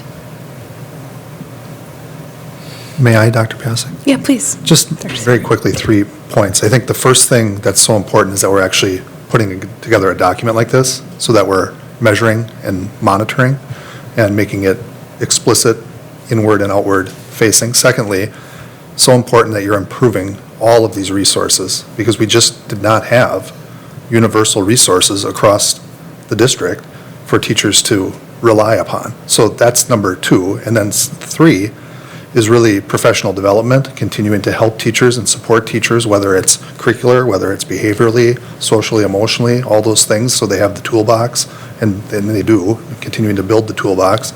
And then it really comes down to, when Joe talks about intervention, like there's different tiers of instruction. So when we have universal resources and we have solid professional development and we have great teachers in front of kids, the goal is then tier 1 instruction, which is designed for all kids. We should be able to meet the needs of at least 80% of the kids with that tier 1 instruction. Right now, we can't say that in every school. So when you have too many kids in intervention, you have a tier 1 problem. And part of that tier 1 problem can be tied back to lack of resources. So there's a lot of pieces here that fit together. We are taking, in my opinion, the right steps to get to where we want to get, but it will take, to both of their points, a little bit of time, but we are committed to it. Yeah, I think it's excellent, right? I listened to that, and I think that it's really exciting to see those pieces to that. When we talk about the KPIs, I want us to be able to be successful, right? And that's the one part that I really just want to make sure that we're putting out goals for us, reassessing the goals, right? Sometimes you have to change the metric based on what we know and as time goes. And so if we're looking initially at a 3-year term, I want to give us that freedom to say, once we start to see how things change, because right now we're just kicking it off, right? So I think it's good. I just want to make sure that I think underline that we're getting to a point that 10 points, can we do it? Right, and I, of course, think we can, but good. Thank you. Mr. Moore. I just had one question, so thank you all for the explaining. I think my question is more of the resources being allocated in terms of, well, not necessarily resources being allocated, but do you all think that we need to invest more into maybe more PD and more teacher quality? As we know, teacher quality, in my opinion, does determine the outcomes of students. So if if you have high quality teachers performing in the classroom, regardless of students' backgrounds, the results will be there based on the teacher quality. So I guess what I'm asking is, like, are we going to be looking at that, or have we looked at it, and and how are we going to support those teachers to be high-performing teachers that we can get high-performing results? Great question. I mean, I would say now we have very high-performing staff. I think we have an excellent staff across the board. I think the PD area that you mentioned is something that we need to be more creative on, because many times we're locked into that calendar, and there are so many days up front in August, so many, days throughout the year, and we are somewhat limited on that. I know some districts have done early release days as options. I don't know that that has been palpable to our community, but districts have had to look at more creative ways to find time for teachers. Time is always a barrier, and it will continue to be ways in which we need to look creatively at that master schedule to make sure teachers have the time they need to deliver the results. Right, and I thank you for that comment, because I get it, like, the time with PDs. I'm in a lot of PDs myself, so I get it. And I think that maybe, like you said, being more creative with maybe like half day or half release. I've also seen it where some schools are doing live coaching. I've experienced live coaching, like where PD, where the instructional coach come in and see me live teach, or other teachers live teaching, and Paul's right here, like, what just happened, and stuff like that, and then go back and refix it and stuff like that. So I've seen it a lot of creative ways, and so I look forward to seeing more creative ways from our district as well. Thank you. I just wanted to add that last August or September, we also approved the Impact Social Studies, elementary social studies Right. curriculum, which is also an excellent complement. I think the grade level reading appropriateness of that curriculum just adds, complements. So we've kind of hit it all, right? We've got the phonics, the spelling, the We're set up for. the writing, the social studies. So, and I look at it like, and I think this is our job as board members, right? We have invested, we've approved the support and investment of literally millions of dollars in resources. I think regardless of what industry you're in, when there's variability in the system, it's very difficult to measure success and growth. So we've made the investment. We all know that growth is possible and that it's wanted. And I think when we look at these KPIs, what we all struggle with is we don't want to set a ceiling on what that target is. We know that we want to go in that direction. So, and I think this is not something that we say next year, well, we only approved 8 points of growth, and so, those third graders need to just stop improving. Oh, right. We're going to monitor this. We're going to look at, the trends first, second grade leading into third grade. And if we see that success, we're going to move the goalposts, I think, right? Because we always want to keep improving. But I think we don't know what's possible until we put some control back into the system. I think to Dr. Cook's point, when we've got baseline core, high-quality materials across all of our facilities, and the teachers have the support and the resources that they need, then we can really have those high expectations. So I think this is a great starting point. And again, we look at the numbers and it's like, but let's get moving on it. Yeah. So, Yeah. okay. So again, I didn't go over the third grade, but can you just go one more slide?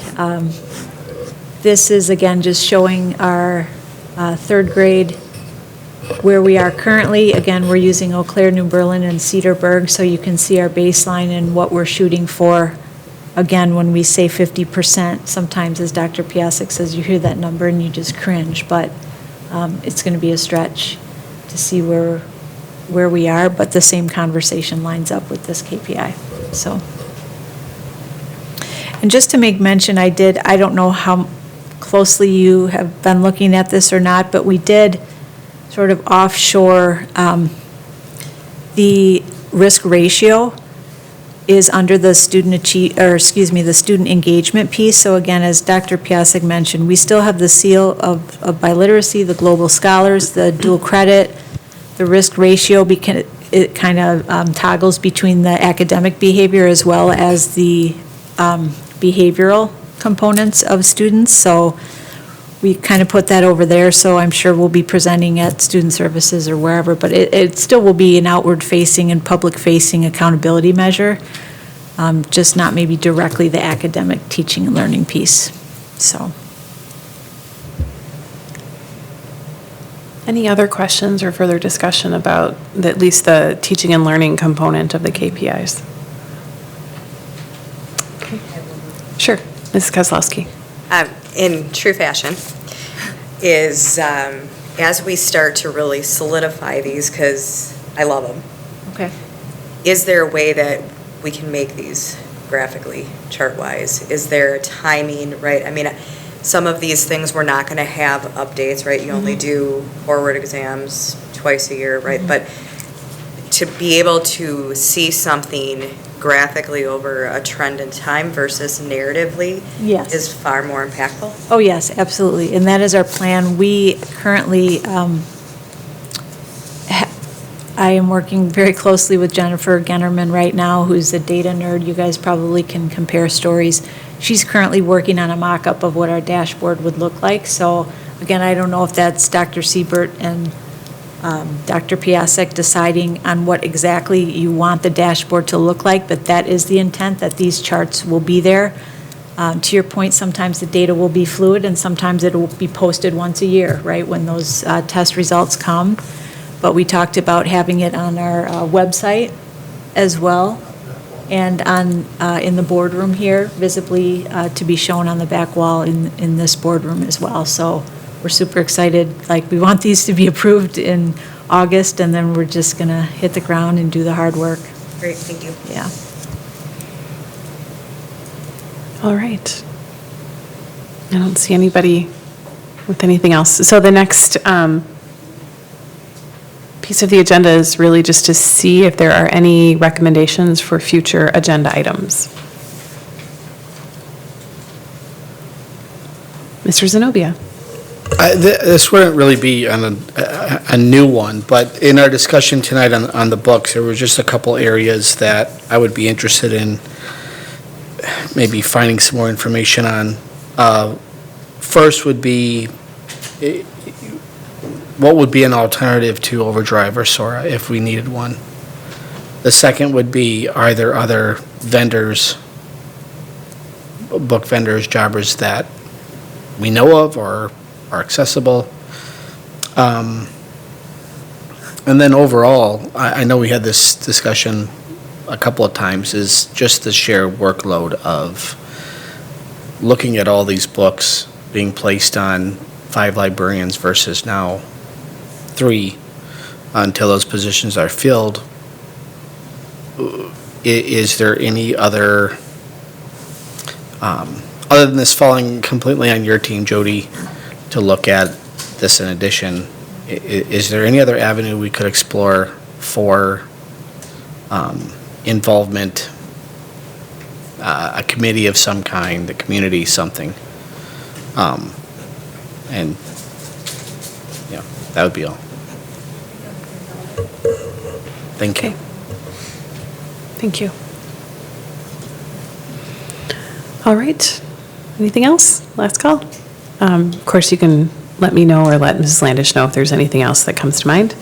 And with that, our next meeting is, I don't have it in front of me. It's actually the first week in August, so it's very early, Tuesday, August 2nd. And we will also see everybody tomorrow night for our full board meeting. So with that, our meeting is adjourned. Thank you.